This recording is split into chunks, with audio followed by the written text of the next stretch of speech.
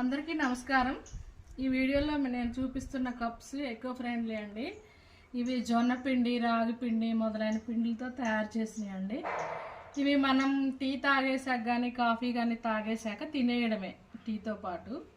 ఇలాంటి కప్పులు ఇప్పుడు తయారు చేస్తూ ఉన్నారండి। నాకు మంచిగా అనిపించి ఇవి నేను కొనుక్కున్నాను।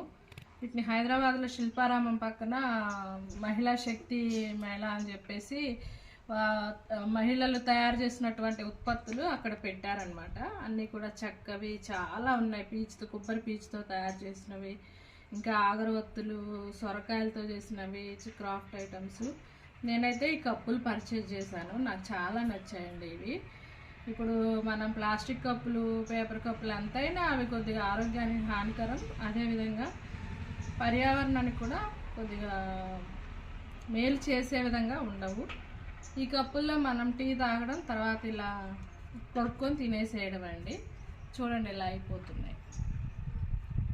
ఇవి నాకు 10 కప్స్ వచ్చేసి 60నో 70నో పడ్డాయండి। కప్పులు చూడండి ఇలా ఉన్నాయి। ఈ ట్రే కూడా ఇంతకుముందు వీడియో పెట్టాను, ఇది చెట్టు బెరడుతో తయారు చేసిన ట్రే అండి, ఎకో ఫ్రెండ్లీ ట్రే అని। ఈ వీడియో చూడని వాళ్ళు చూడండి। ఇది ఫ్రెండ్స్ ఇవాళ నా వీడియో కనుక నచ్చినట్లయితే లైక్ చేయండి, షేర్ చేయండి, నా ఛానల్ సబ్స్క్రైబ్ చేయండి। Thank you for watching, bye friends.